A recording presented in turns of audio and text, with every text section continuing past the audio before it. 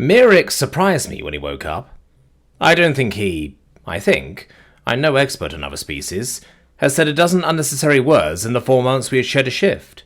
Figured he just didn't like me. Not that he was my favourite either. Something about us rubbed each other the wrong way, but we had to work together as low-ranking technicians on a ship big enough to be several fair-sized cities. "I think I've finally figured out why humans are successful," he grumbled. "You're stubborn." I looked up from the malfunctioning food port with a jerk. "What?" I blurted. "You're stubborn. That's why your species managed to thrive when there's no reasonable way you should have." No, I don't see myself as stubborn.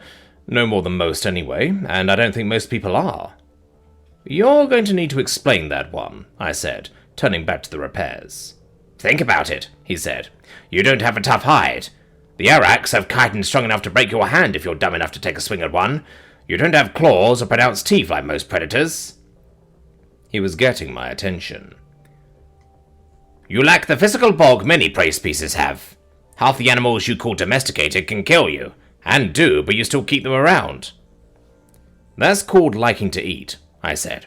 "Sure," Mirik replied. "But there are plenty of other species that breed faster, are less dangerous, and are still good eating compared to cattle." "Ever tried a cheeseburger?" I asked. "Bacon cheeseburgers justify keeping cows, even before you consider steaks." "But that example proves my point. Cattle kill a certain number of people every year. Pass out in a pig pen, and you may be the meal," he said. "But humans continue to keep both because you stubbornly want to keep eating bacon cheeseburgers." I was starting to think he might have a point. "Goes for other things, too. Most species in the Union stick to comfortable zones of their worlds. Humans, you lunatics intentionally set up stations on your least hospitable zones, places that would kill you if the power went out." Yep, he had a point. "Remember the Unification War?" he continued. "All the odds were against it working. Your allies were ready to sue for peace and let things go back to how they were before humans came up with the crazy idea that empires weren't such a good idea.